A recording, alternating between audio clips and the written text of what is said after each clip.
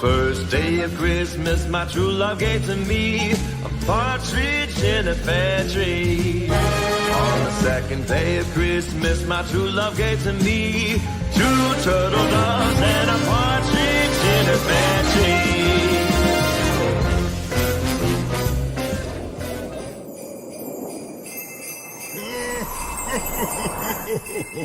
Merry Christmas!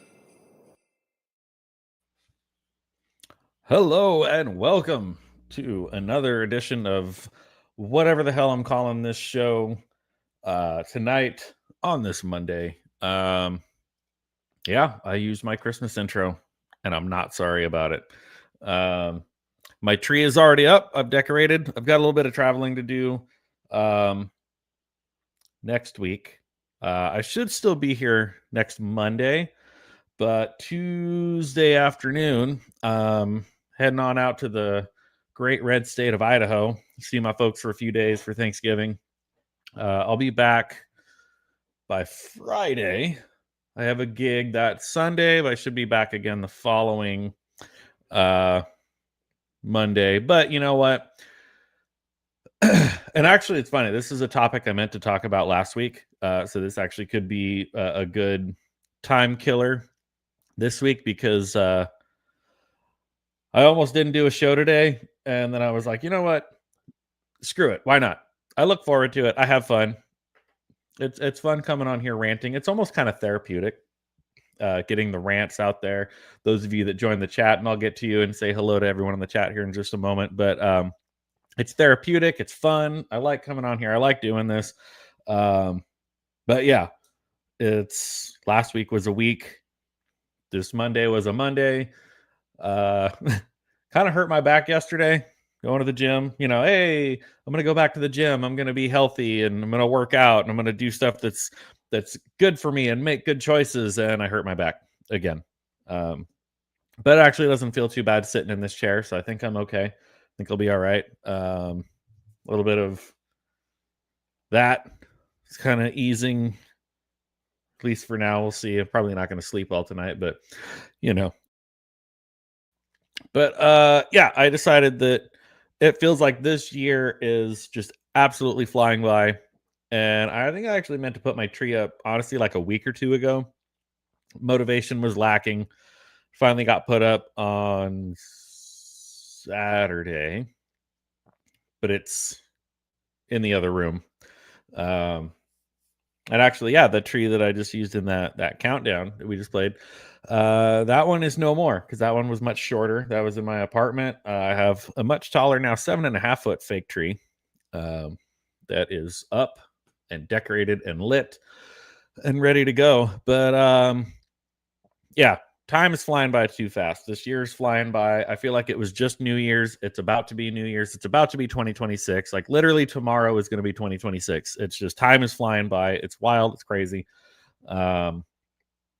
So we might talk about that. I came across a video recently that was a really wild conspiracy theory about why time is moving faster, and it's pretty crazy. I'll just put it out there right now and I'll say it's pretty wild and pretty far-fetched, but no matter how unbelievable, I love a good conspiracy theory. I love listening to them. I love entertaining them. And at the end of it, I can say, that's absolute nonsense. That's crazy. There's no way. Or, you might be onto something. Or, you son of a bitch, I'm in. Anywhere, any between any of those three options. I enjoy listening to them just for like the sheer joy. As crazy as they are, I kind of like listening to flat earthers because it's absolutely insane, but they're very passionate about it. The only thing I can't figure out about flat earthers is behind every conspiracy theory, there usually has to be an agenda as to the why. Why is the government lying to us about this thing? Why is this thing not the way that we thought it was? And why should I believe you? Like if you convince me that your theory is true, how does my life change? And I'm just going to say it. if a flat earther somehow managed to convince me that the earth is flat, like if I said, oh, you know what, yeah, you make a really compelling argument, I think you've changed my mind, I agree that the earth is flat, that doesn't really change anything. It doesn't change my ability to go to bed tonight, wake up tomorrow, pour my coffee, get in my car, go to work, do my job, collect my paycheck. So it's like I can't quite figure out the agenda behind the flat earthers. But we could talk a little bit about this wild theory as to why it feels like time is moving by so much faster. But we'll get into that. We'll get into that in a bit. We've got first one in the chat, Lady Marine here. Hello to you. Welcome. Happy Monday. Good to see you as always. And we've got my Bizarro dad from another universe, mostly Bizarro, mostly from another universe, Roman of the Empire. Ahoy and cheers to you, good sir. Good to see you. Glad you're here. And we've got, yep, glasses are on because I did not go to the gym today because my back hurts. And I was on the fence. Like, should I go and just take it easy, or should I just take the night off? So glasses, no contacts, because I did not go to the gym. And yes, Salmon Outdoors, you are late and gay, because I was right on time. Yeah, I don't know. I could take a picture and do the green screen thing, but honestly, like, I'm enjoying having like the shelf that's behind me is actually physically behind me now. The green screen served its purpose when I was in an apartment, but now not having the green screen and like being able to do this, it's kind of nice, because with the green screen, I was pinned up against the desk and I couldn't move. And heaven forbid, if it was summertime and 100 degrees outside, if I had a fan going, you can see like the ripples on the edges of the green screen. Roman knows what I'm talking about. Yeah. 367 years old. Yes, that is not untrue. I was there, Gandalf. I was there 3,000 years ago. Yes, he was.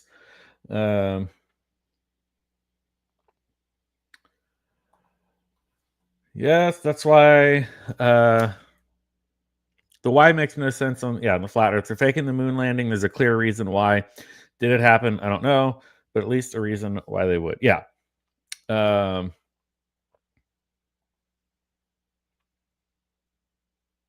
Should I stay or should I go now? I mean, I would definitely say you should stay. You do, and it's what's horrible? What's horrible, Roman? What did I miss? What did I miss here? Are we talking about flat earthers? Are we talking about time going by so fast? I don't know. Guess I'll wait to hear the response to that one. Green screen prison. Yeah, it sucks. I like not having the green screen. Yeah, I got it. I figured you were too young to know that was a song reference, so I didn't quite know where you were coming from with that one. So where to start? We could just jump into the why is time going by so fast thing. So a friend of mine sent me this video maybe like 2 weeks ago, and I don't want to pull the video up and play it because the video itself is about 10 minutes long, and it's basically just a guy in front of a camera rambling, just like I'm doing right now. So there isn't really there's no solid clips that I could go through and go, oh, let me pull this snippet, let me pull this clip, let me pull this clip, whatever. So I can just do my best to kind of try to summarize what he was saying, make some of my own commentary, and then those of you in the chat can chime in as well. But so when we talk about feeling like time is going by faster, the first response, the first reaction is a lot of people say things like, oh, well, as you get older, it feels like, your perspective of time, it's all relative, blah, blah, blah. the idea behind that of like as you age, feeling like time is passing faster is when you're young, you're discovering new things, you're learning new things. You don't have as much of a backlog of memories to recall and look back on. So it's kind of that, the world is your oyster, everything's new. And so your perception and perspective of time is very different versus as you get older. Drew, what's up, buddy? Long time no see. How you doing, brother? Thanks for tuning in. Good to see you. So they say that like our perspective and perception of time changes because as you age, you're maybe not experiencing new things as often or as much. You have, now, especially at my point in time, because I'm old, decades of memories to recall and look back on. You try to go back and like, oh, like remember that one thing, like what was that, like 2008 or 2010 or whatever. It was like it's harder to like pinpoint like exactly when certain things happen, like when you went to that one concert or when you went to that one thing, whatever. But this one particular video that a friend of mine sent, and I wonder if I could find it. Well, it's on my phone. Like it's on my phone, and I don't have the mental capacity or the energy right now to try to find it on my phone, pull it up on my computer, drop it in the comments, whatever.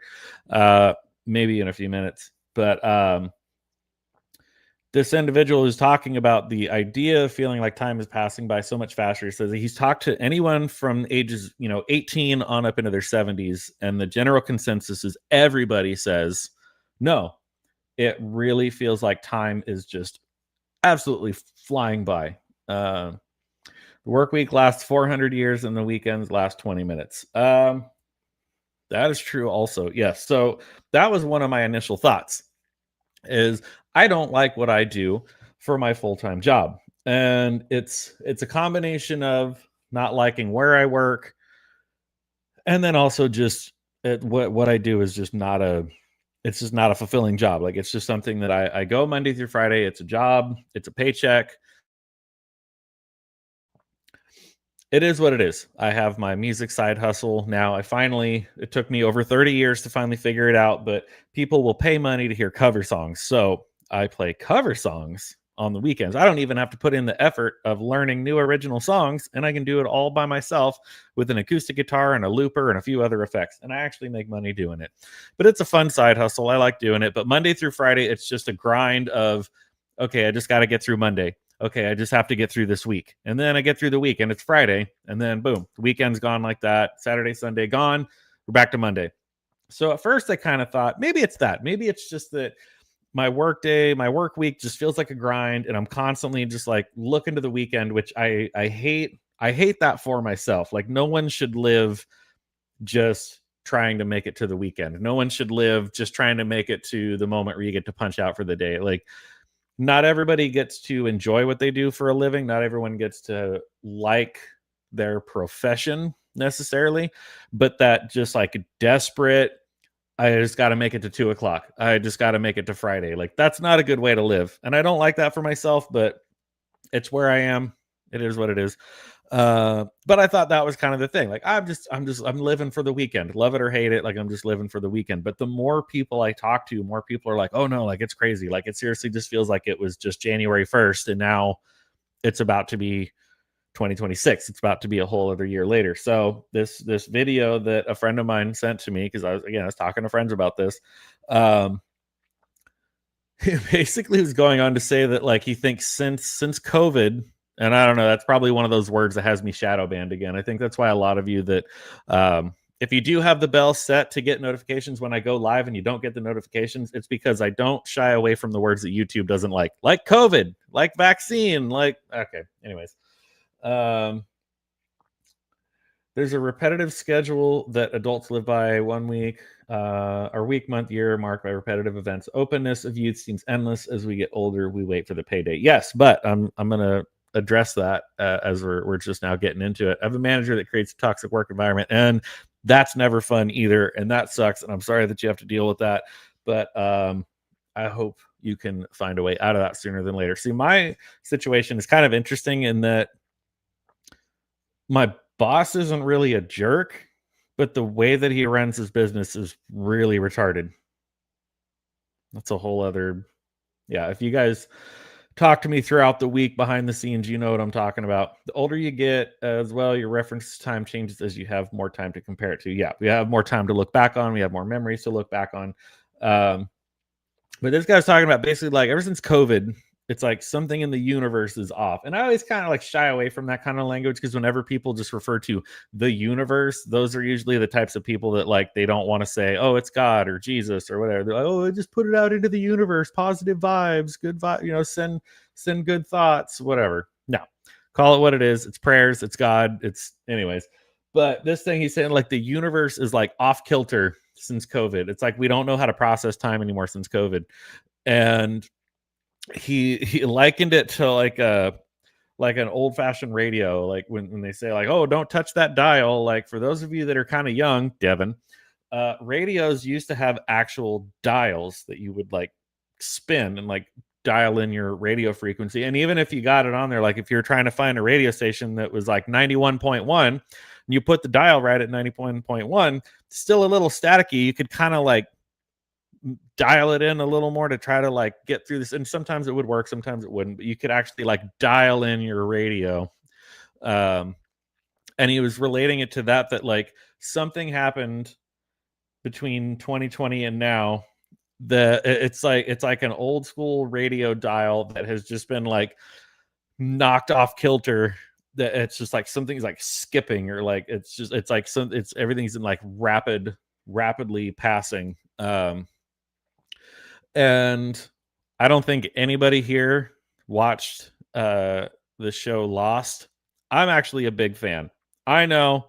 It got a lot of flack from a lot of people for a lot of reasons, for a lot of good reasons, justified reasons. But I watched it.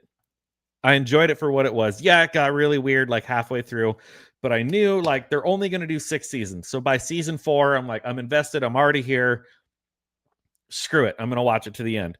It was about season 4 where the show Lost. Remember, they're lost on an island somewhere. The plane crashed, whatever. They started dealing with time travel because who doesn't take a show of a bunch of castaways that landed on an island from a plane crash and all of a sudden now let's work in time travel? Sounds like a great idea, right? Not to give away any spoilers, even though, you know, the show ended like 15 years ago. There's a season where they're like, oh, well, you know, things are going wrong and people are starting to be able to figure out and locate where the island is. So we have to move the island. So they go way down into the depths of this big cave down on this island. There's this almost like big, like captain's like ship wheel from like an old pirate ship in the middle of the island here. And the one character, he pushes it and he spins the thing and it moves the island. Like it disappears. It moves to an undisclosed location, whatever. But in the following season, they're experiencing all these weird time jumps because that wheel then was like it got knocked off of its like spool or whatever thing that like kept it centered. And so they're all of a sudden like they're in the 1970s and then there's a flash and then they're in the future and then they're in modern day. And so they have to go back down and like put the wheel back on the track because it's like skipping and they're like jumping through time. And that was kind of what this guy's weird, crazy theory about time made me think of. And again, like I said at the very beginning of this, if you've been here since the beginning, if you're just now tuning in, thanks for being here. But it's just another wild YouTube video that somebody sent me that I was like, this is really wild and this is pretty out there and it's pretty crazy. I'm all out of tinfoil. I don't have any tinfoil. That's why I'm not wearing my tinfoil hat. But no matter how crazy it sounds, I love a good conspiracy theory. And that one was kind of wild, that basically saying like COVID has like knocked the wheel off and it's and that's why time seems to be going by so fast. So I don't know. Yeah, calling out the I got a pretty good idea of how old you are. This is the Empire thinks the world ended and we're in purgatory. God, I hope that's not true. Oh man. You may not be wrong. Only reason I didn't watch Lost is because all the people who watched Lost and told me how angry they were about not getting answers. Yeah, that's fair too. See, my problem is I was watching it live, like week in and week out, like as the show was happening. If it had come out like during the days of streaming where somebody else could have watched it all the way to the end and then been like, yeah, don't waste your time, this is how it ends, I might have had a different opinion of it. But I'll admit though, I've revisited the show more than once. Like the journey of like watching through the seasons and the character development and the chemistry between the different actors and characters. There were a lot of good things about it, even if it got kind of stupid by like season 4 and ended really stupid. I still have a lot of fond memories of watching the show, but I also don't disagree with the people that are like, yeah, it was dumb, because we never really got any answers. Yeah, but you weren't even alive when that show was on, Devin. Get out of here. So that's the theory. Time is moving by rapidly because COVID knocked the radio dial off kilter, and now we're just like spiraling into whatever, where every month, I swear I think I've said this every month this year. I can't believe it's June. Oh, I can't believe it's already September. I can't believe it's already more than midway through November. It's November 17th. We are more than halfway through November. Like, next week is Thanksgiving. A week from today, I will be packing to get ready to go fly out to see my parents the following afternoon for Thanksgiving. It's wild. It's wild. I can't believe how fast this year's going by. And I'm going to be 40 in a couple weeks. I'm not ready for that either. Just snuck right up on me, man. 2004 to 2010. But barely. Just a little bit. You were only slightly alive. Oh, man, I wish I had that clip from Princess Bride. Only slightly alive. But, you know. And that's all I have to say about that.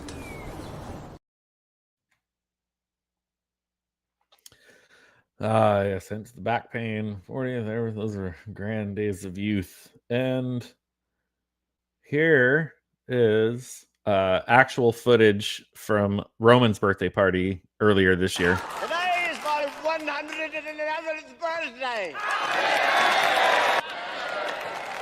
I don't know half of you half as well as I should like, and I like less than half of you half as well as you deserve. That's still one of my favorite lines of any movie because, I mean, obviously, okay, the actors in the scene are supposed to kind of look at each other slightly confused and stuff, but still, like, even watching it, like, kind of takes people a minute to register. What did he just say? What did he really? I like less than half of you half as well as you deserve. Next year we are doing a roast.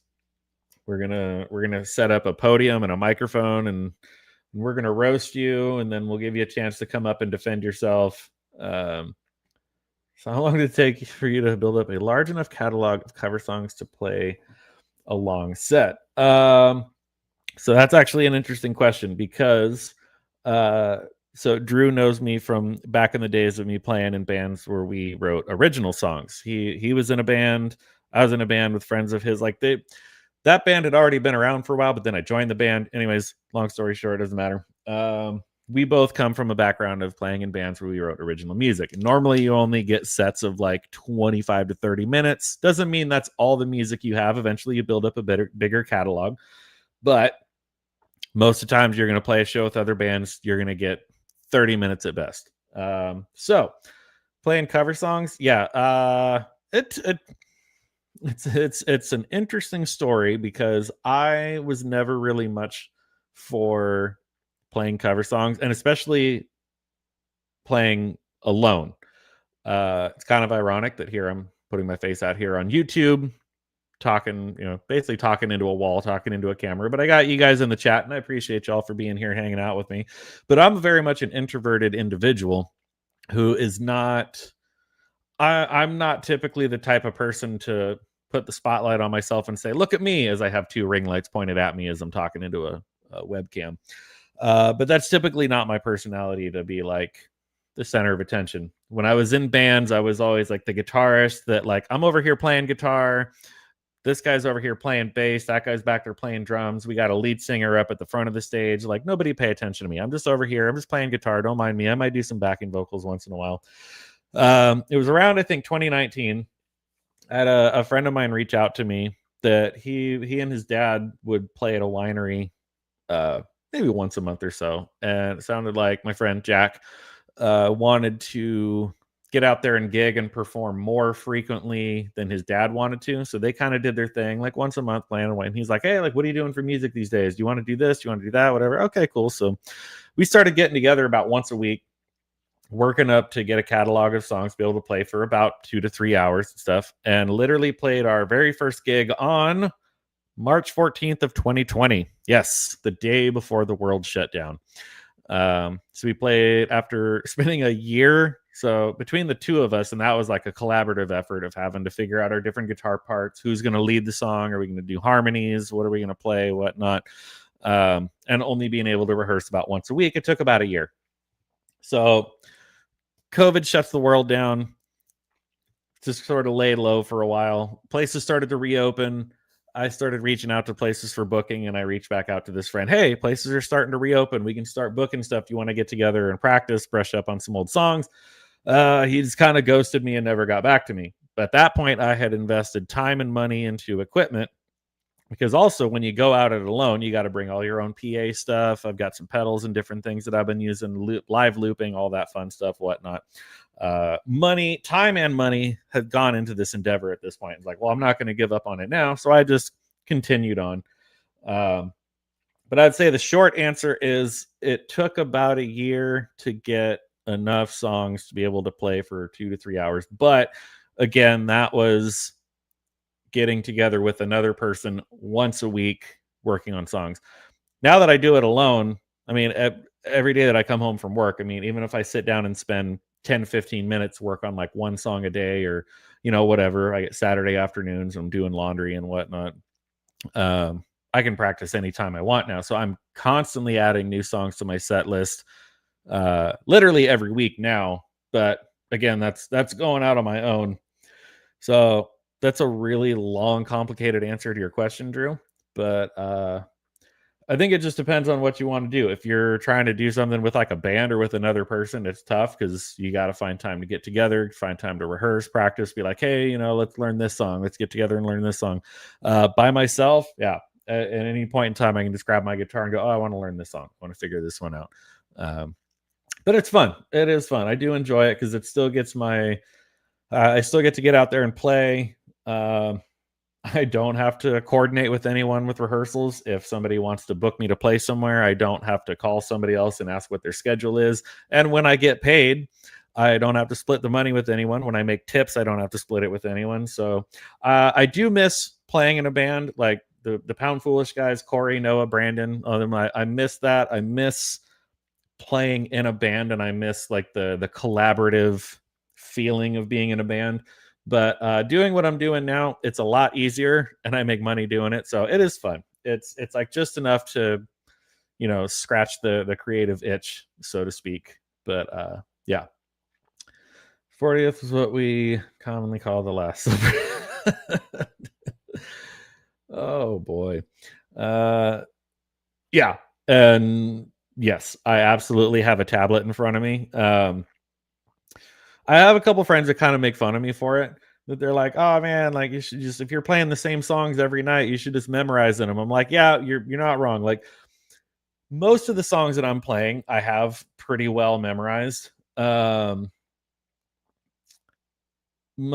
of the songs that I play, I have pretty well memorized. But there's been too many times where I'll be right smack in the middle of a song that I've probably played 100 times, and my brain will just go blank. And so I have to refer back to my tablet. I've done a mix of, I have an app where I can go in and manually type in, or what I really do is copy and paste, put in the lyrics, and then I can have like a little side column of like, these are the chords for the verse, these are the chords for the chorus. I started paying for the Ultimate Guitar app. So I want to say it's like $20 or $30 a year. And I just have the app on my tablet. as long as I'm either on Wi-Fi or do like a hotspot from my phone to the tablet, I can look up anything on the fly. So if somebody requests something that I might maybe kind of know, I can look it up, I can find it. But then also I can pull up a song, change the key, do whatever I want with it, arrange things, whatever, but then just save it. And I don't have to go through the whole rigmarole of like typing it out, putting in the chords, doing the thing. I can just like transpose, find the key that I like, save it, boom, done. So yeah, I 1000% use a tablet. I feel like there's never any reason not to. Blair, what's up, brother? Good to see you, man. Happy Monday. What is this money you get for playing music? It's what happens when you learn other people's songs, Roman. I've tried to tell you this, but you just you just don't want to learn cover songs. And I'm not saying that you can't play your original songs either, but if you have a set of cover songs and mix in your original songs, you can get paid. You can make money. Yeah. Like I play Semi-Charm Kind of Life by Third Eye Blind. I've played that song probably hundreds of times. I could probably grab my guitar right now and play it with my eyes closed. But for those moments where I just like get distracted and my brain goes blank, nope. Tablet is my roadmap. Yeah, so that's what I've been using at this point now. Is I have my like saved list of songs that I've transposed to keys that work for me, but then also if someone comes up and they go, "Hey, like, do you know any Bob Marley or something?" Like, I don't necessarily have Bob Marley songs saved on my set list, but I can pull up Redemption Song because everybody knows Redemption Song. It's one of the easiest songs in the world. You got the chords, you got the lyrics, boom. Okay, here's a Bob Marley song for you. I don't do it very often because trying to play a song that somebody requests that I haven't necessarily played live gets risky, but it has happened. Yeah. So what else? Oh, let me see if I can find this. This might be the wildest story I've come across recently, but I only just recently I saw something I think I saw it on Instagram earlier. So I had to like, okay, hold on. I got to do a quick Google search here because, we can't believe everything we see on social media. But I saw this is going to be wild. This is going to be so wild. Nicki Minaj is teaming up with Donald Trump's UN ambassador. And here's why. So normally when I see a headline that's like some bullshit celebrity that you don't care about is doing something political, I roll my eyes and I move on with my day.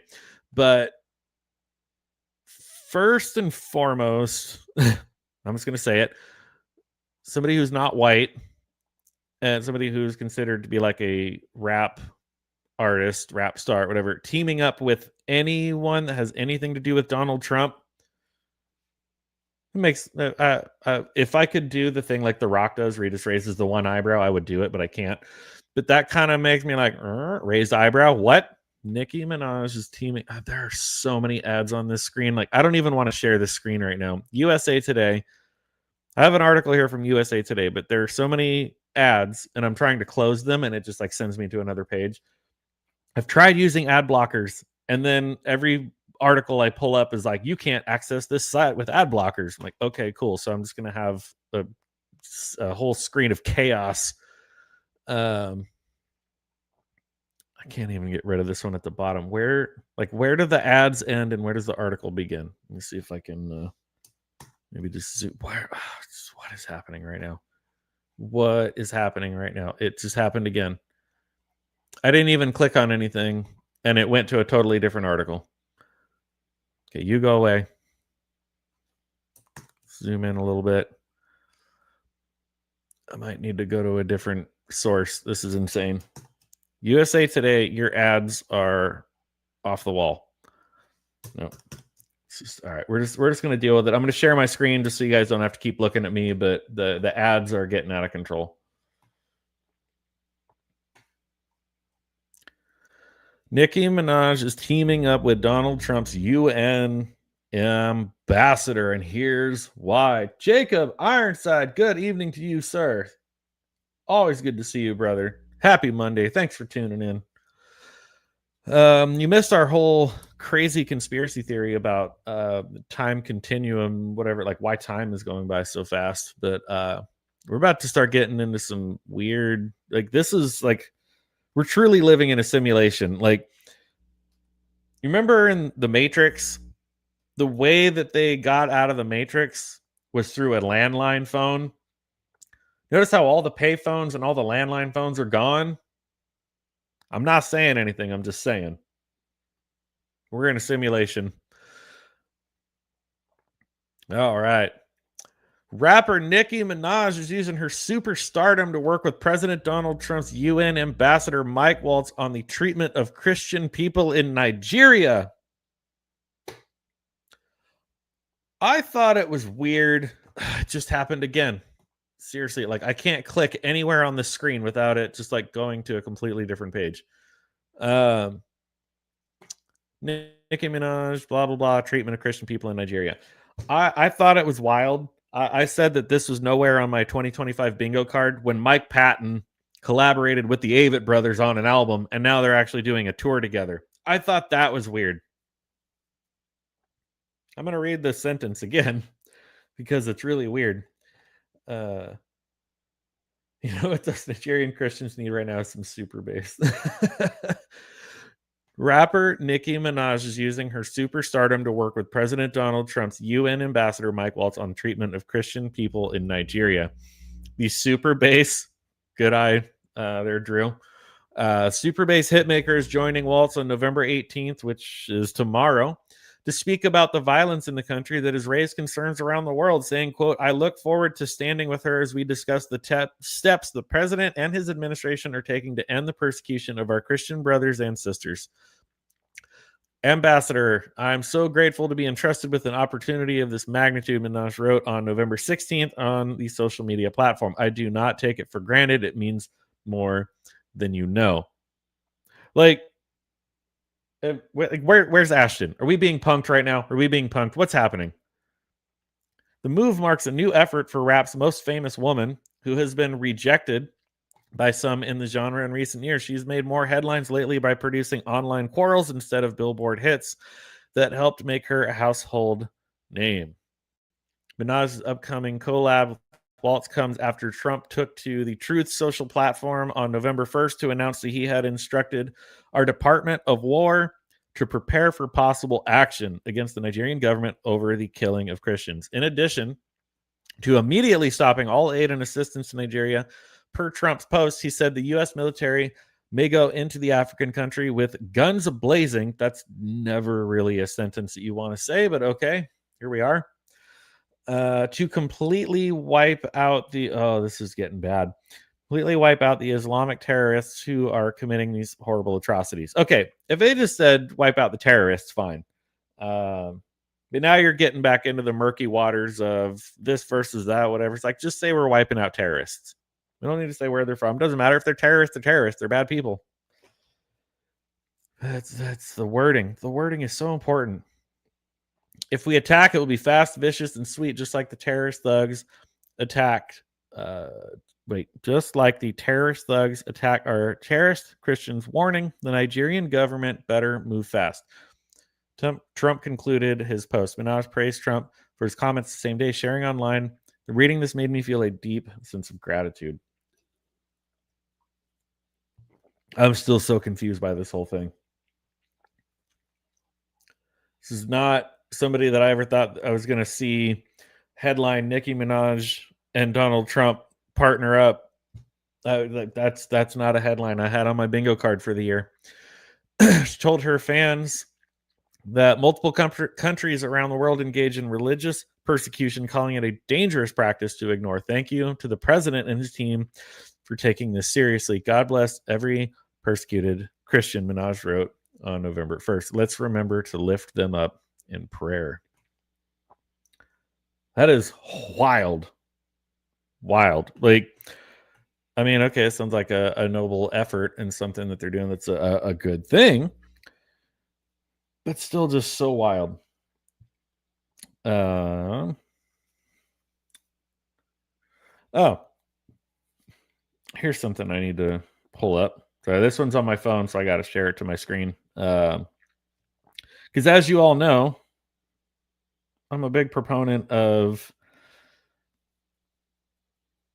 Well, I'm a big naysayer of AI. Much like anything else, like the smartphone that I hold in my hand, like the computer I'm staring at right now, like money, like anything else, many things in this world are tools. Uh, everybody always likes to use money is the root of all evil. It's like, no, the love of money is the root of all evil. Money is neutral. Money does not have any power or control of its own. You can use money for good. You can use money for bad. You can use money to do absolutely nothing at all. Smartphones. Everyone talk, technology is evil. Everybody's also bad. It's like, well, what you do with your smartphone and your technology is entirely up to you.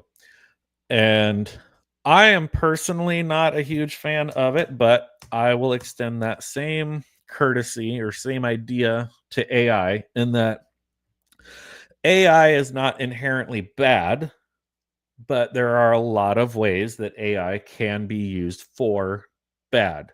In a lot of ways, it's been used to try to put artists out of work, musical artists, graphic design artists. I think I kind of barely touched on this last week that there's some meme or something. And again, I didn't really do any research into it. I should have, because it could have made for a better topic to delve deeper into this week. But claiming that a top charting song on like the Billboard 100 in the country music genre was completely AI generated and that people should be more angry about it. If that is true, yes, there should be more outrage around that because AI is still such a new thing. It's the legal ins and outs of it are still very murky in that, like, if somebody creates something, so let's say like if somebody says, oh, okay, I'm gonna make an AI country song that sounds like Johnny Cash, is that illegal in terms of like artificial intelligence created a song in the likeness of Johnny Cash, but did they actually commit any sort of copyright infringement or fraud or anything? Like, did they actually break any laws? Like the laws around AI are very murky, and it's very, courts don't really know what to do with it yet. There aren't really any like clear-cut guidelines around it. A hammer can be used for its intended purpose, or it can be used as a weapon. Exactly. Perfect analogy, Jacob. Yeah, a tool can be used as a tool. It can be used for good. It can be used for bad. It can sit there on the workbench neutral, doing nothing at all. It could be a weapon. It could be a useful tool. It could be whatever. But AI is in these murky waters of who owns it. Is it copyright infringement? Is it wrong? Is it immoral? Is it whatever? It can be a useful tool, but it can also be bad in certain ways. This one I thought was especially interesting. Matthew McConaughey and Michael Caine have teamed up with a company known as 11 Labs for AI-generated versions of their own voices. Roman would use a hammer on spiders. Yeah, except there was that one time that he used his beer bottle on spiders and just spilled beer all over his keyboard. And I think he knocked his cameras over.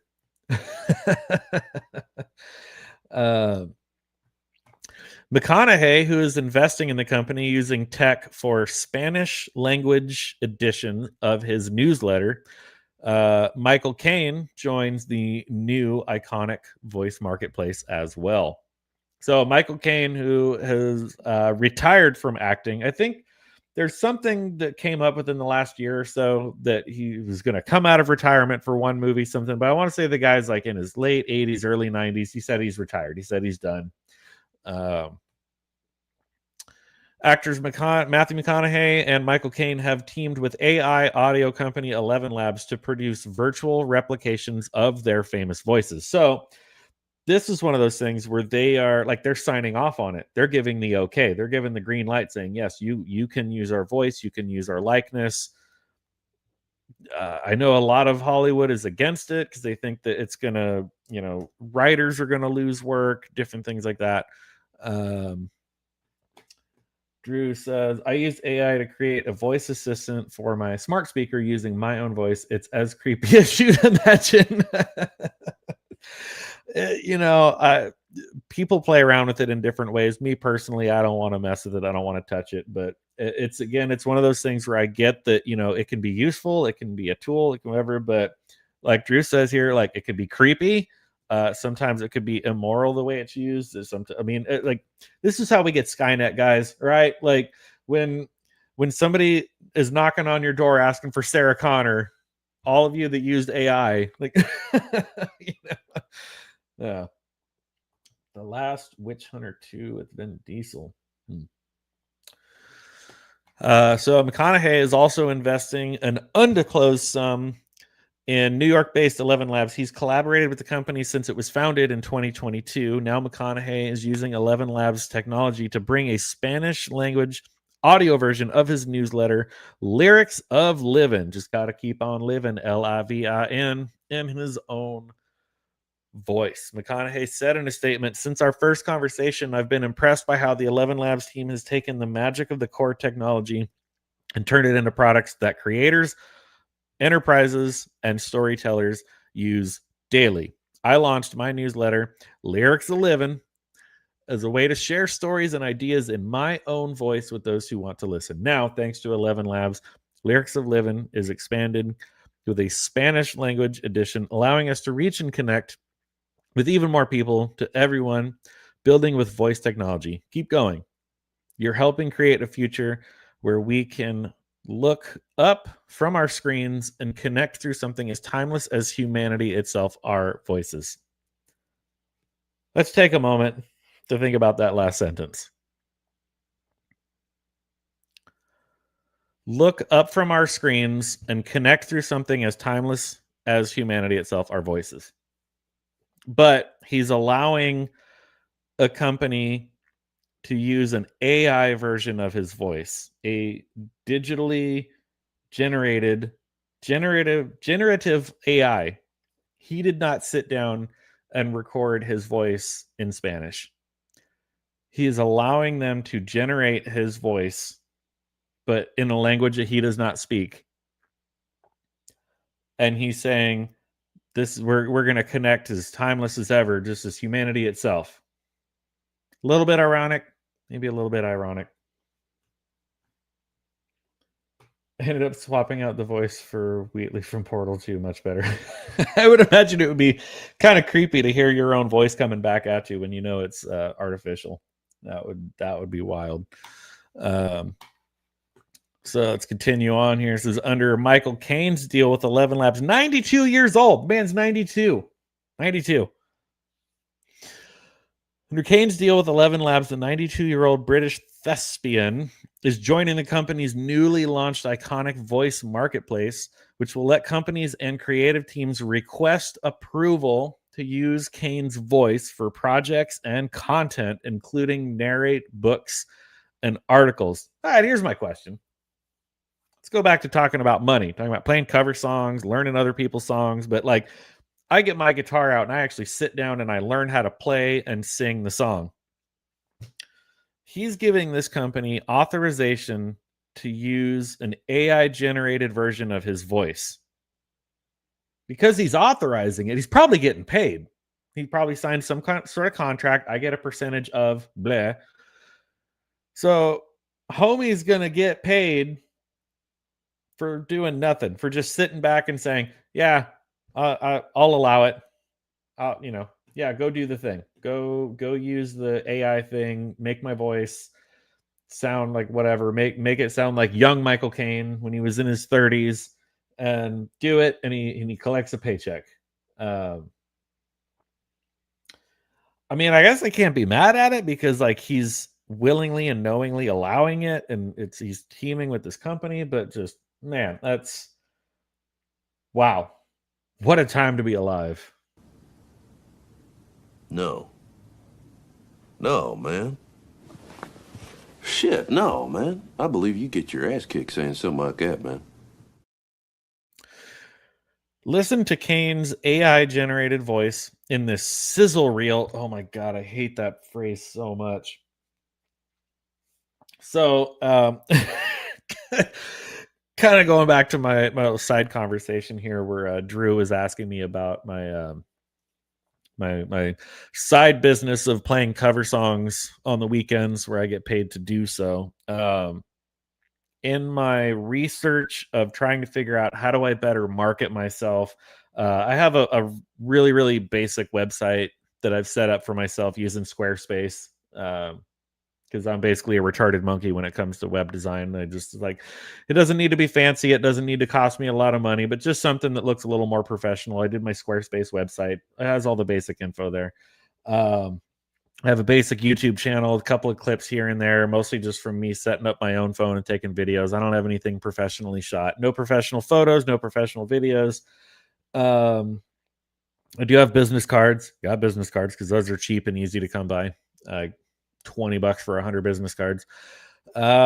Figuring out how to better market myself to book gigs playing cover songs is like, what's a good way to do this? And one of the terms that I found that it makes me cringe every time I read it, and it's going to make me cringe even more to say it out loud. Sizzle reel.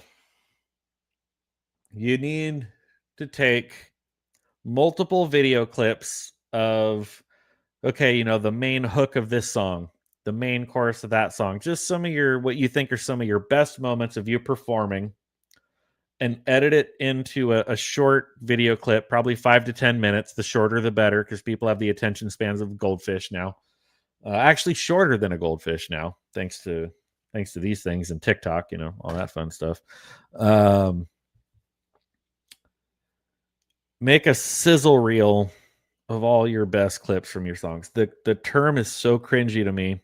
And of course, a local musician who does the same thing that I do. He runs a local app that you can go and bid on gigs and get them. But really, at the end of the day, he just gives the gigs to his friends and then takes some of the gigs himself. Guy has a very punchable face, and he's just the definition of cringe. But at the end of the day, his full-time job is playing music. He does weddings, he DJs, he does a roaming saxophone. Yeah. At the end of the day, I'm the one still having to go punch the clock and go work for someone else every day. And this guy does music for a full-time living. But he is the definition of cringe, and he has the most punchable face in the world. But the first time I heard the term sizzle reel, that guy's face popped into my head because I was like, he would totally use the term sizzle reel. I go to his YouTube. Sure enough, he has multiple sizzle reels. And I kind of feel like I need to go like brush my teeth and rinse out with mouthwash because I've just said that phrase so many times and it just kind of makes me sick even saying it, let alone reading it. It's the most cringy thing that I've come across in a very long time. So anyways, moving on. Kane's AI generated voice in the sizzle reel released by 11 Labs. Each new advancement in technology is met with caution, and rightly so. Was it met with enough caution, though? I don't think it was met with enough caution. But every single time, the human drive for passion, artistry, and creativity prevails. Kane's voiceover says. So his voiceover, this wasn't even really Michael Caine saying this, because technology is just the medium. This is humanity amplified. What am I actually reading right now? I need to read that again. Let's just read the whole paragraph because now in context, Goose Fraba. Listen to Kane's AI-generated voice in the sizzle reel released by 11 Labs. I'm not listening to the clip, but what I'm reading now apparently is the quote taken from his AI-generated sizzle reel. God, I hate saying that so much. So this is AI saying something as Michael Caine. Each new advancement in technology is met with caution, and rightly so. But every single time the human drive for passion, artistry, and creativity prevails, Kane's voiceover says. But technology is just the medium. This is humanity. What? No, it's not humanity because it's being said by AI.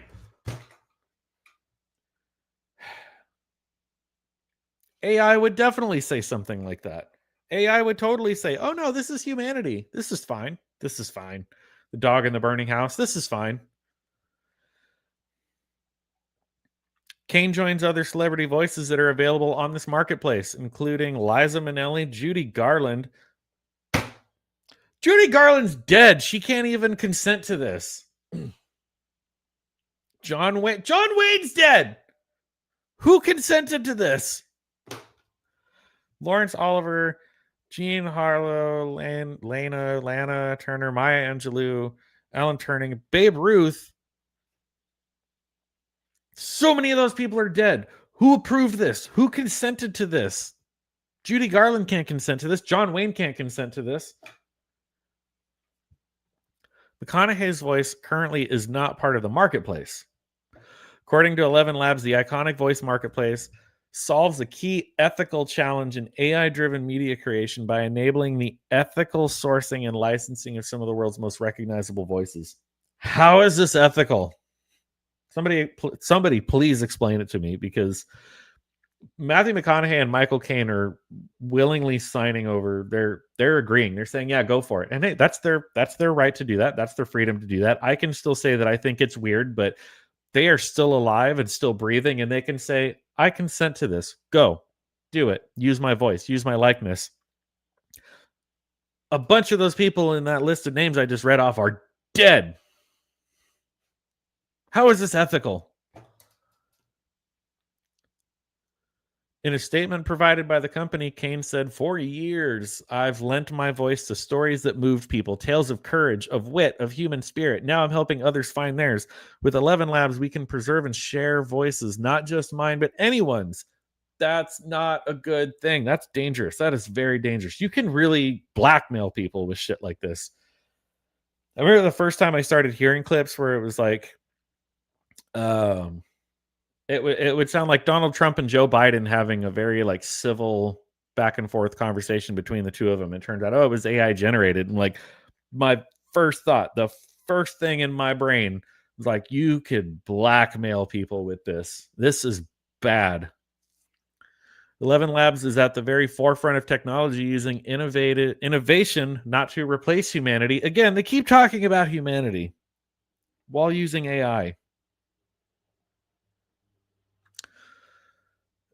Innovation not to replace humanity, but to celebrate it. 11 Labs gives everyone the tools to be heard. It's not about replacing voices. Sure sounds like it is. It's about amplifying them with AI. Opening doors for new storytellers everywhere. Somebody that just wants to punch words into an algorithm and there's your story. I've spent a lifetime telling stories. 11 Labs will help the next generation tell theirs using voices of dead actors. 11 Labs' iconic voice marketplace is a two-sided platform that allows companies to request access to talent for campaigns, partnerships, and creative initiatives.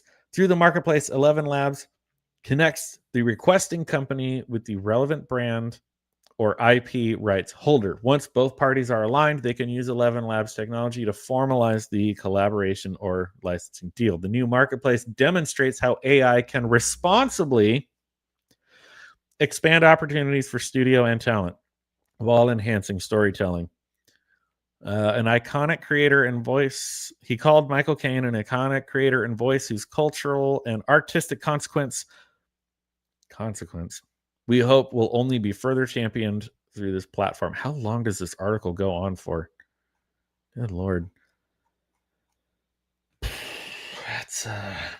That's something. That's really something. Okay, like real talk though.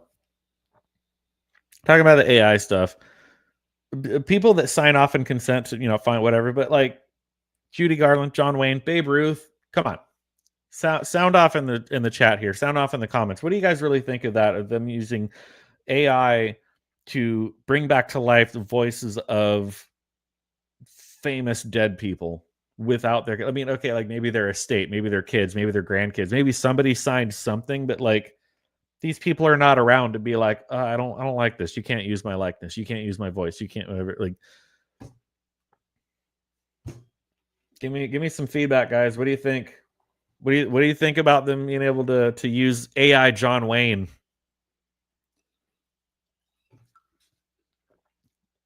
There's a line. Again, it can be a tool, but this is talking about ethics and humanity and everything. I'm like, no. John Wayne isn't around to say, no, I don't want you to use my likeness. Who signed off on that? Who approved it? No. Hate it. No. Sarah Connor. Yeah, it's oh god, it's bad. It's 1.21 gigawatts. Great Scott! What the hell is a gigawatt?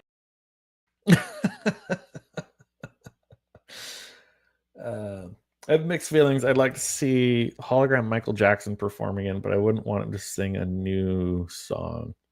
Okay, so that brings up kind of an interesting thing too. It was what I think God, I want to say it was like 2 years ago now that they say Paul McCartney and Ringo Starr used the help of AI to bring to life a final Beatles song. But they maintained the idea that the type of AI they used was not to replicate John Lennon's voice or George Harrison or anything. Like, they didn't generate anything from AI that didn't already exist. But they had a demo tape of, like, John set like a tape recorder on his piano and he's playing piano and singing. And they had an idea there, but the technology wasn't there quite yet to be able to separate the vocals from the piano.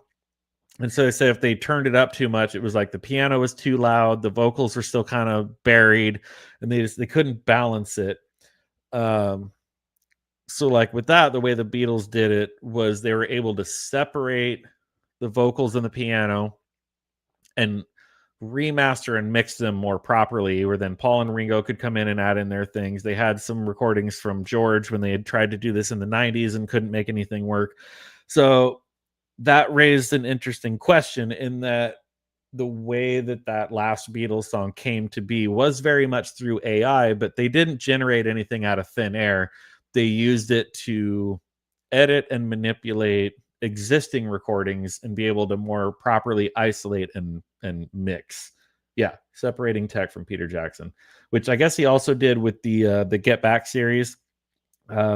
He was given access to all the footage that was taken during the rehearsals and recording and build up to Let It Be, which became basically the Let It Be film, which the Let It Be film has been buried in like the deepest, darkest depths of the ocean as per the wishes of George Harrison. But then Peter Jackson was given access to all the footage from that time. And they said that he utilized that technology there as well, where initially they just had a camera and a microphone set up and just recording practice sessions. But then he went in and sort of isolated things a little more so he could be like, oh, well, let's like focus in on this part that, Paul was working on that later became, the song Get Back, or let's zero in on the conversations in the background here and stuff. So yeah, like it was AI, but it wasn't generative AI. We weren't creating anything out of thin air. I do personally still feel like even the hologram thing is kind of weird. Didn't they do like a Tupac hologram, I think at Coachella a few years ago, or maybe it was more than a few years ago, I don't know, but even that starts to feel kind of weird. I'd heard some talk about how those of you who may or may not know, Disneyland California Adventure right here in Anaheim, Southern California, they've added an Avengers campus to the park, California Adventure, where I think they only have 2 rides. It's like the Spider-Man ride and then the converted Hollywood Tower of Terror into the Guardians of the Galaxy, whatever. There were talks of them wanting to create a Stan Lee hologram to be used at the Avengers campus, and I think his family or his estate or somebody shot it down, where they're like, no, we don't want to do that. There's a big giant brass plaque as you're walking into the Avengers campus that pays homage to Stan Lee and all of his contributions into the art and the medium and the community that is comic book storytelling. And they're like, that's enough. We don't need to see a hologram of him. I feel like holograms start getting kind of weird. Yes, they did two. Okay, yeah. Where was I? Oh, Disney D. Yeah, that's a perfect segue. And I haven't even really read articles about this yet. I just saw some. Again, I see things on Instagram, and then I have to do a quick Google search for them where I save the articles, but I don't quite have the time to read the articles. But it's like, okay, I saw it on social media. I Googled it. It exists. It's being covered by known news sources. Now let's look into it. Hey, what's up there, Buttercup? I'm just sitting here ranting into my webcam, drinking a beer while you're at work. But cheers, buddy. Good to see you. Thanks for tuning in. Ladies and gentlemen, one of my oldest friends in the whole wide world, Kyle, tuning in to listen to my rants while he's at work. Just don't lose any fingers, because I know you're operating a proto track. That's basically a manual mill. Don't let me distract you so much to the point that you lose a limb or a finger or something. All right, so that's what I'm here for, buddy. But I'll be the one up at 5 a.m. while you're still in bed. So, give and take. Give and take.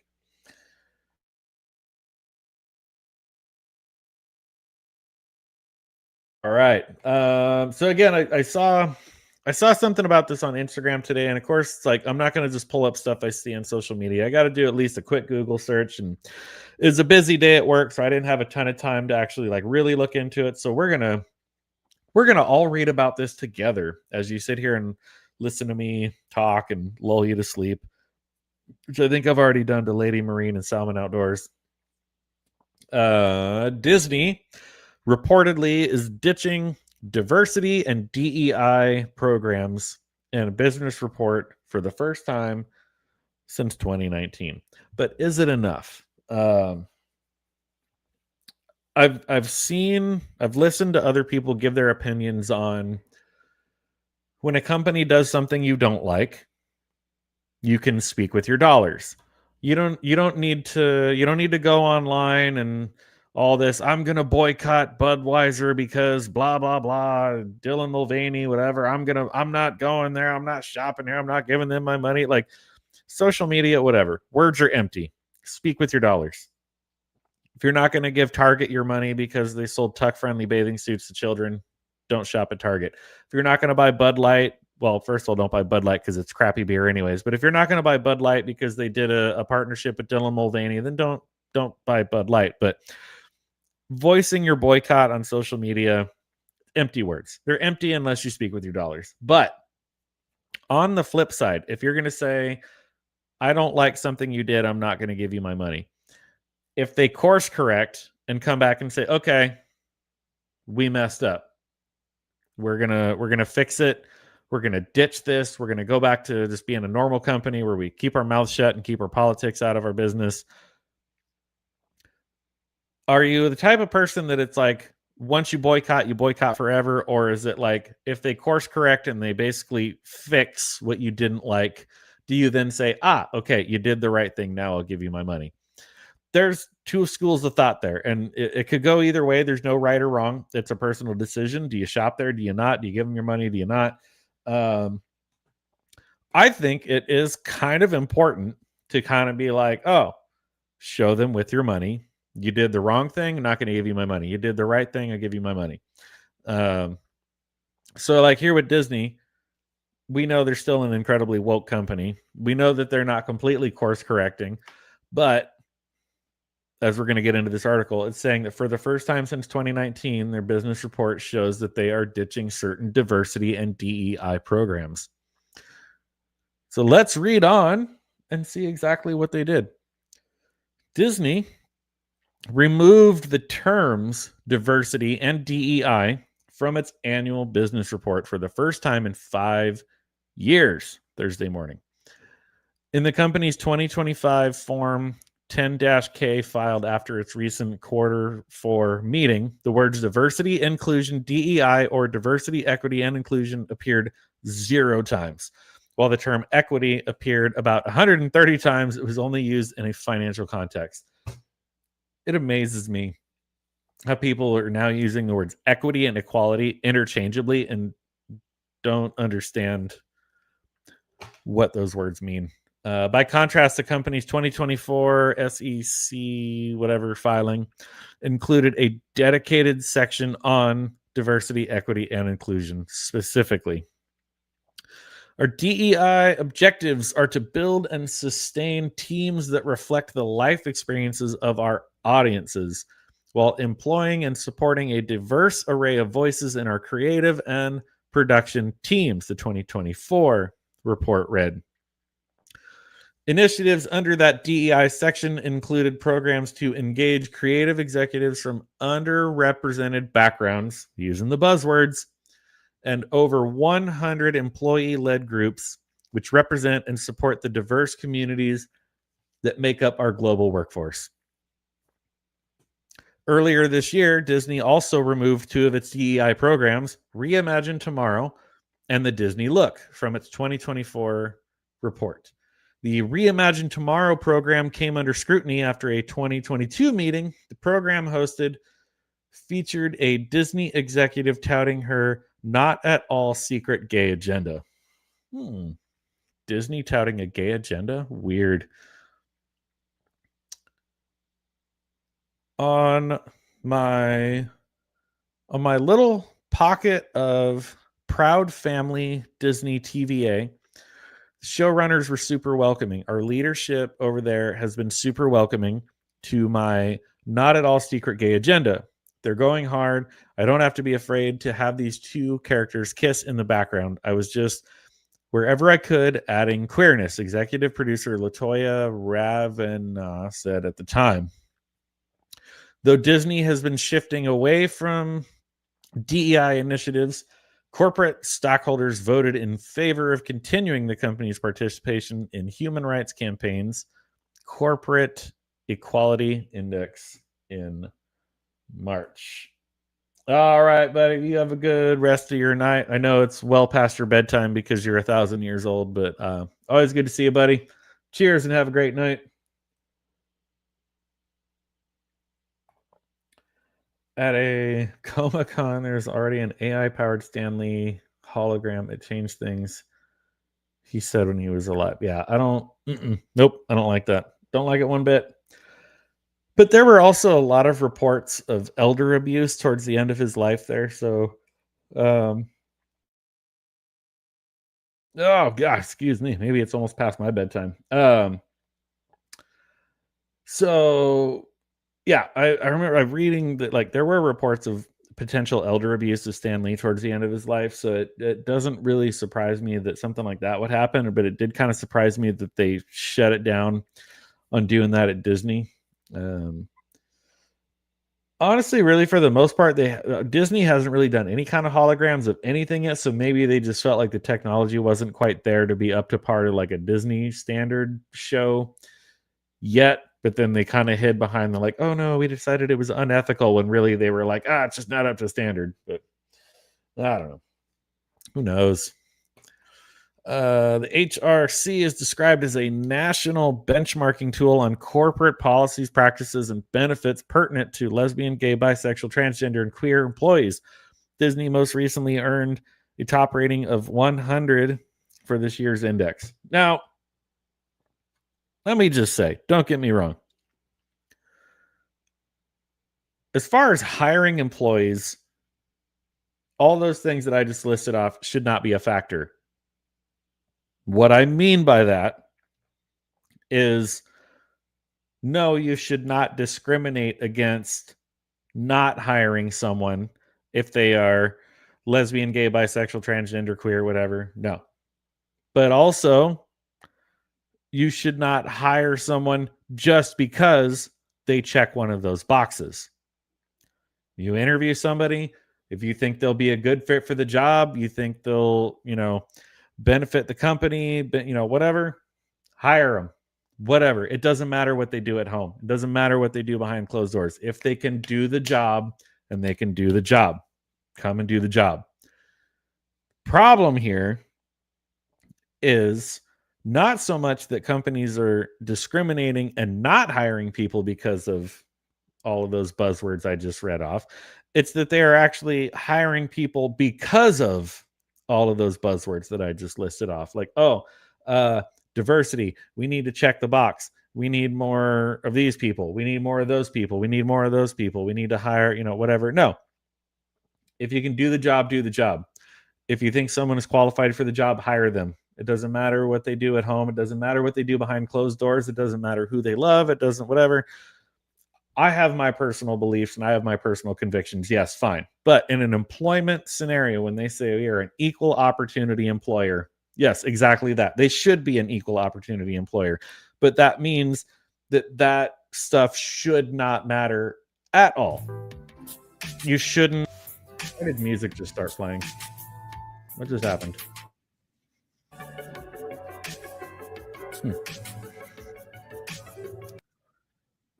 I don't know where it just came from. No, hold on. I'm sure you guys can't hear it at all, but some music just started playing in my earbuds for some reason, and I don't know which screen it's coming from. And now it stopped. Oh, it's the ad up here. Got it. Stopped it. Yeah, I know. I don't think I was sharing the audio from that screen, and I got rid of it. The ad at the top of the screen. So, anyways, back to my point. I can have my own personal beliefs and my own personal feelings about a lot of things, but that doesn't matter. I'm just a retarded monkey with a webcam and a microphone. I don't matter. I'm a nobody. But no, when I go and apply for a job, when I fill out paperwork on a job application, when I fill out paperwork as a new hire, and there's all this stuff on there, it says we are an equal opportunity employer. We cannot discriminate based on gender, sex, blah blah blah blah blah blah blah blah blah. Fine, and I agree with that. I get it all. You should not discriminate against those people because of those things. But we have reached this point now where they're like, we got to fill a quota, we got to fill a checkbox, we got to whatever. And so DEI has actually gone in the opposite direction, where you might be hiring someone that's not even qualified for the job, but just because it's like, oh, well, the boss says we don't have enough queer people. Boss says we don't have enough black people. Boss says we don't have, whatever. They're just like that should actually almost be more offensive, that it's like you're not actually being hired because they think you're good for the job. You're being hired because you check a box on the diversity checklist. I might be. I mean, I smell a skunk. A skunk probably got run over on the road again. I live just off of a main road. It's lots of skunks die out there. It's like but I just watched this a couple weeks ago. A Pet Cemetery, like the neighbor Pet Cemetery is that damn road uses up a lot of animals. Anyways, yeah, there's definitely a dead skunk out there somewhere. I don't smell burnt toast. I smell dead skunk. But yeah, I hear bells. They're gone. Nope. Wait, they're back. Bells. Anyways, no, I got rid of the music. The natural smell of dying. Yeah, well, you're not wrong there either. In just a week and a day, I'll get to go out and spend at least a couple days in Idaho, get a little taste of freedom, fill my lungs up with the air of freedom for a couple days, and then come back to California. Yeah. What else do we got here? Oh, well, I kind of got cut short on this article because music started playing. I think that was basically the end of it. What else do we got that's fun? I already talked about Nicki Minaj, Rock and Roll Hall of Fame. I kind of talked about that last week. It was stupid. But did I talk about who actually got inducted? I don't think I did. I think I just basically talked about cringy speech from What's-Her-Face inducting What's-Her-Face. Let's see. Rock and Roll Hall of Fame 2025. I can already tell you right now the list of inductees is a joke. But let's go over it anyways, because see if I can at least round this out at an hour and a half. I can squeeze another 10 minutes out of this. 2025 inductees. Have I heard the song Dead Skunk? I have not. I'll have to look that up when I'm done here. It literally gets worse every year. And you know what? Again, I will say each year there are bands and artists and individuals that are getting nominated and some that are getting inducted. Many that I think are an absolute joke and are stupid. And some that it's kind of like, okay, I see their impact in the music world, but they need to stop calling it the Rock and Roll Hall of Fame, because it is not the Rock and Roll Hall of Fame anymore. Much like how apparently Jay-Z has the corner on the market of who performs at Super Bowl halftime shows and is completely tone deaf to the world around him. I'm talking about Bad Bunny playing the Super Bowl halftime show this year, and I hope it is the lowest rated, lowest watched Super Bowl. Like literally, unless you are a lifelong diehard fan of one of the teams performing in the Super Bowl, I hope nobody watches the Super Bowl. And that maybe, just maybe, they finally get the message that, oh, bringing up all these like bullshit musical acts that nobody cares about, calling Bad Bunny one of the biggest artists in the world does not make him one of the biggest artists in the whole world. I literally did not know who Bad Bunny was until the Super Bowl controversy. He has gone so far as to tell the American people that they have X amount of months to learn Spanish if they want to understand any of the lyrics to his songs. Well, guess what, Bad Bunny? I'm just going to not watch your stupid fucking halftime show. There's that. So, Jay-Z is in charge of that, and apparently Jay-Z has the ear of the people who run the Rock and Roll Hall of Fame. I'm going to repeat that. The Rock and Roll, one more time, Rock and Roll Hall of Fame. So let's talk about who got inducted this year to the Rock and Roll Hall of Fame. The song Dead Skunk by Ludon Wainwright peaked at number 16. I'm really like I'm not gonna pull it up here on the stream, but I will pull that up and listen to it when I'm done here. That's hilarious because that's 1000% what I'm smelling right now. And like I said, I'm just like right off of a main road where people drive like crazy. A week after I moved into this place, a truck drove into like a telephone pole and knocked out the Wi-Fi for over 24 hours. And I'm not one of those people that's like, oh no, I didn't have Wi-Fi for 24 hours. What am I going to do? Like, I didn't care. Whatever. No Wi-Fi for 24 hours. I'm fine. But it's like a truck took out a freaking pole. And so I'm out here talking to my neighbors and they're like, oh yeah, we've lived here however many years, blah, blah, blah. We've seen fatalities out on this road. It's seriously like living on the road in Pet Cemetery. That's that damn road. There were Renco trucks. Used up a lot of animals. So anyways, let's talk about the Rock and Roll Hall of Fame inductees into the Rock and Roll Hall of Fame for 2025, into the Rock and Roll Hall of Fame. The Rock Hall will welcome a new class of inductees honoring a diverse group.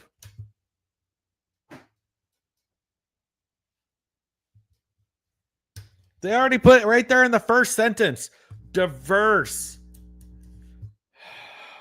Diverse. I think at this point, people basically use the word diverse to mean anything that's not straight white Christian male. Diversity is everything that's not. Anyways, whatever. We're not going to. Already going down another rabbit hole. Diverse group of legendary artists spanning multiple generations and genres. This year's nominees showcase the enduring impact and influence of these groundbreaking musicians in the evolution of rock and roll. Evolution of rock and roll. Rock and roll. Rock and roll.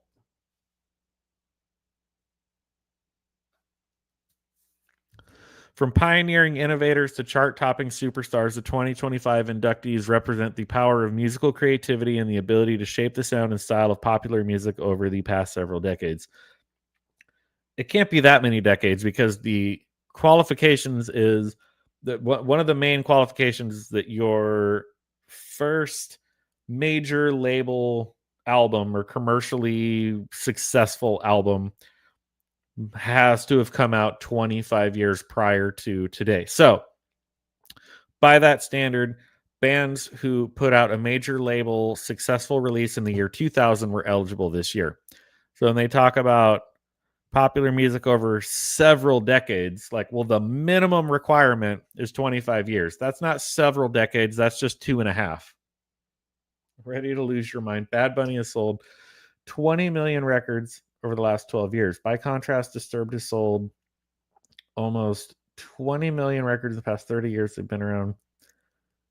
I think the mind-blowing part of that is the record selling part, considering the fact that everyone just does streaming now, especially anyone that would listen to an artist like Bad Bunny. Like, you think they would all just stream it on Apple Music or Spotify or YouTube Music or whatever. Like, who of Bad Bunny's fan base is actually purchasing music is more my question. That's honestly more the mind-blowing thing. Not so much of like selling so much over a short amount of time versus a band like Disturbed that came out when CDs were the only medium to buy music for a long time, is who is actually still purchasing music today. That's the more mind-blowing thing there, honestly. I gotta be honest.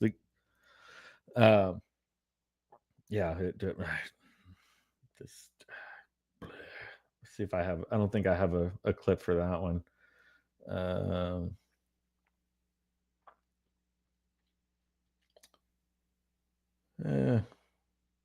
No, I don't have a. I don't have a funny clip for that one. Damn it. So, I guess this is all I can say. You know he's got till the week's end, right? You don't have to be hard asses, do you? Yeah, it's St. Paddy's Day. Everyone's Irish tonight. Why don't you just pull up a stool and have a drink with us? Cheers to that. Just pull up a stool and have a drink of this anyways. All right. So, brace yourselves. Are you all sitting down? Everybody hold on to your butts. That's a clip I need to save from Jurassic Park. Hold on to your butts. The Rock and Roll Hall of Fame 2025 inductees for music's highest honor in the following categories. I would argue that this is no longer the music's highest honor anymore because the Rock Hall of Fame is such a... I know I already dropped one F-bomb this show, but I'm really trying to work on it. The Rock Hall of Fame is such a joke at this point.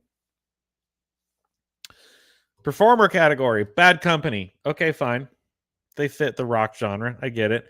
Chubby Checker was a bit of a stretch, but it was like, okay, he comes from, the 50s era where everything was kind of new and developing and up in the air. Joe Cocker, all right, I'll buy it. Cyndi Lauper, pop. Outkast, hip hop. Somebody explain to me how Outkast is rock and roll. I got time. I can wait. Soundgarden? Hell yes. Cheers. And the White Stripes. I don't like the White Stripes. I don't even necessarily know that I would call them rock. But it's a hell of a lot more rock than Outkast. Oh, and did I mention that their music sucks? I forgot that part.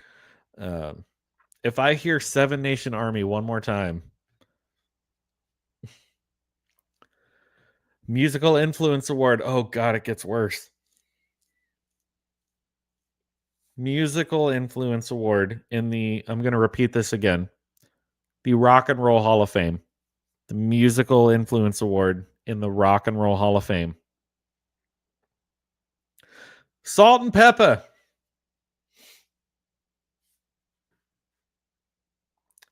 I'm trying, Jacob, man. I really am. I'm really trying to work on myself. It's it's not a proud moment, but you know, I'm working on controlling my tongue a little bit more. I'm trying, buddy. Musical Influence Award in the Rock and Roll Hall of Fame, Salt and Pepper. Warren Zevon. Musical Excellence Award, Tom Bell, Nicky Hopkins, Carol Kay. Words I can't even pronounce. And then look at this. These like from years prior. Michael Jackson, 2001. Again, I'm not discounting or discrediting Michael Jackson's impact in music history. But what has Michael Jackson famously and classically always been referred to as? Anyone in the chat want to help me out? Michael Jackson is the king of... What is it? What was Michael Jackson the king of? He very much has his place in music history. I'm not discounting that at all. But Michael Jackson was always referred to as the king of pop. Not rock and roll. He was inducted in 2001. Aretha Franklin. Soul and R&B. Again, a very famous, very iconic, very talented artist. I'm not discounting that. I'm not discrediting that. But Aretha Franklin was not rock and roll. She was soul. Incredibly talented, but soul, not rock and roll. Missy Elliott. I'm not even going to try to defend this one at all in the slightest. In 2023, Missy Elliott was inducted to the Rock and Roll Hall of Fame. Cher in 2024. Madonna, 2008. What are we doing here, guys? What are we doing? What are we even doing anymore? And among them here, okay, we got Bon Jovi. I'm not personally a fan, but he's rock and roll. Okay, fine. Queen, Stevie Nicks. I freaking hate Fleetwood Mac so much, but okay, fine. I'll give it. Stevie Nicks and Fleetwood Mac, fine. Led Zeppelin, absolutely. Okay, 30 years ago in 1995. Heart, Fleetwood Mac, The Who. All right, I'll buy it. I'll buy those. Goodness. Missy Elliott. And of course, like when Cher was inducted last year, she gave some speech about, I don't even remember. It was some crap about like sexism and why it took so long for her to get inducted and whatever. It's like,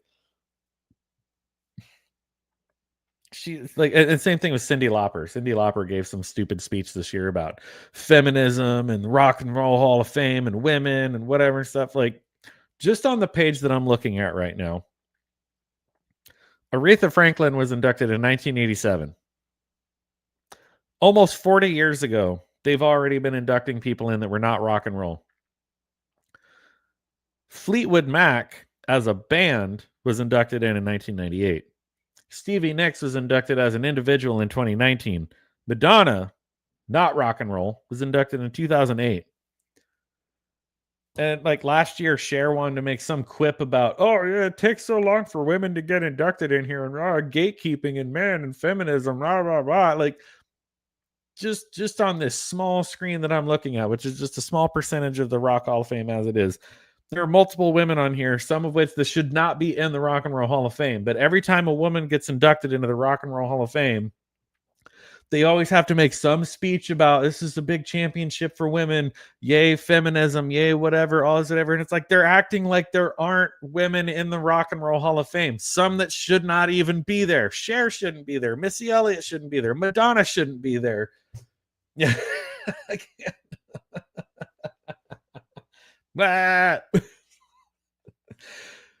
I hate Fleetwood Mac so much, and I hate Stevie Nicks even more. But you know what? A lot of people love their music, and I would put that in the category as rock, so fine. I'll allow it. It is what it is. I can't stand their music, but fine. they fit in with the era of the 60s, 70s rock and roll. Fine. Cher, Madonna, Missy Elliott. Come on. Come on, guys. Come on. This is what I imagine like the board or whatever it is, the people that like choose who are going to be the nominees every year for the Rock Hall of Fame. This is basically, I think, actual footage of the people who write the ballot for the nominees every year. Today is my 111th. And you know what the worst part of all is? I never learned to read. Clicked on the wrong clip at first. I apologize. But those are the people that are making the ballot for people to vote. Dolly Parton was inducted, I think, last year or the year before. When her name was put on the ballot for any Joe Schmo to go online and vote for her to be inducted into the Rock and Roll Hall of Fame, because she's a class act, Dolly Parton came to the Rock and Roll Hall of Fame and said, "While I am flattered at the nomination," she said, "that is not my genre. Please take my name off the ballot."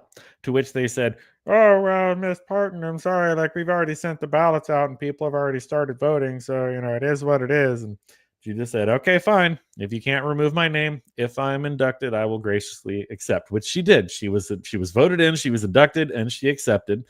But she tried to tell them. Dolly Parton literally went to the Rock Hall of Fame, the board, and told them, like, "Hey, like, this isn't my genre. I'm not rock and roll. Like, take me off the ballot." And they were just like, "No." Okay. Anyways. Oh, that's the clip I was looking for earlier. This is what happens when you don't put things in alphabetical order. Now I don't even remember what the context was or why I wanted to play this clip earlier, but because I did, here it is anyways. First, the rigid security.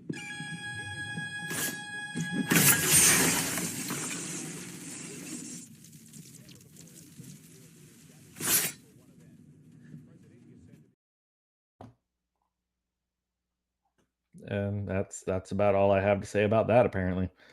Now I can't scroll. Oh no. I can't find my clips. If they would just change it, that's what I keep saying. That's my whole thing. They would just change it to Music Hall of Fame and just be honest at this point. Because like I said,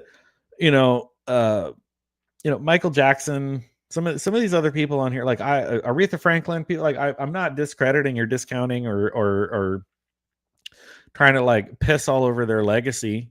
There are people in the Rock and Roll Hall of Fame that I think do very much have their place in music history and have made an impact, but no mistake. But they're not rock and roll.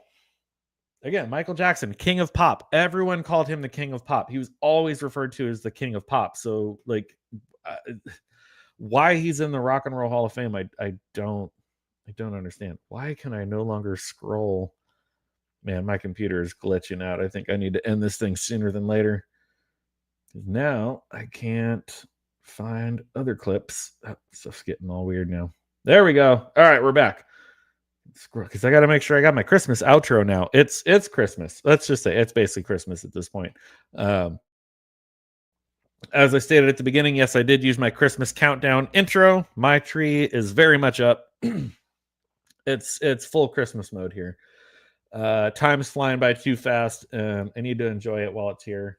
And not sorry at all. So after that one, so I was gonna play the Wolverine clip, and then I don't know. I think I've sort of run through. Let me check my list here. Rock Hall of Fame, Disney, DEI, Nicki Minaj, AI. I can skip a lot of those other ones. Yeah, I think I think we did it. And that's all I have to say about that. Yeah. So, why does it always do that? It doesn't go back to where you can see my background. Got to zoom out a little bit so you don't have to look at as much of my mug. Where's my Christmas outro? Gotta make sure I got everything all set up here. Anyways, yeah, this has been another Monday of Old Man Yelling at Clouds. I would like to call my show Old Man Yells at Cloud, but I'm sure that name is already taken for a YouTube channel. So late to the party news, mixtape Mondays, whatever you want to call it, for the next several weeks, I will be using my Christmas intro, Christmas outro. So I don't even know what to call the show anymore, but we're here every Monday at 6:30 p.m. California time, where I am just going to yell at clouds and rant about whatever comes up over the weekend while I'm at work that day. I hope to be on next Monday. I'm going to really try to put together a show next Monday. Tuesday, I'm going to fly out to Idaho for a couple days, but I come back Friday. So then I should be on the following Monday. Let me just look at my calendar here really quick. Yep, I'll be here then. There. Be out of town for my birthday weekend, but I should be back for that. Blah, blah, blah. Yeah, I don't see any reason why we shouldn't keep this thing going through the end of the year, because Thanksgiving, Christmas, New Year's, all that all falls in the middle of the week. Any traveling that I'm doing, I should be back. So even if I don't have much to talk about, this is kind of a fun free range, right? I had kind of some notes on my phone and just, this is a fun one. Let's look this one up. What about this one? Let's look this one up. Appreciate you guys all tuning in. Ed, Lady Marine, Salmon Outdoors, Roman of the Empire, Jacob Ironside, Drew Lawton tuned in for a bit with us. My oldest friend. And I don't mean oldest as in age. I mean oldest as in, like, we've known each other long enough that, we know things about each other that we can't tell other people. Otherwise, we'd have to kill the other one. If you never need help hiding a dead body, though, that's my, it's one of those types of people. Yeah, Kyle, thanks for tuning in while you're at work. Jacob, again, thanks for being here. Lady Marine. Any of you are brand new here, catching the replay or listening to this or watching this on Spotify, take a second to hop on over here to YouTube, subscribe to the channel, ring the bell for notifications, set it to all so you get notified every time I go live every Monday at 6:30 p.m. California time. So you can be here and be live and be part of the chat as I'm sitting here and interacting with you all live. Otherwise, thanks for catching the replay. Thanks for listening on Spotify. I am going to go ahead and call it a night. But thank you guys so much for hanging out. Have a great rest of your Monday. Have a great rest of your week. I will see you guys next week. Cheers.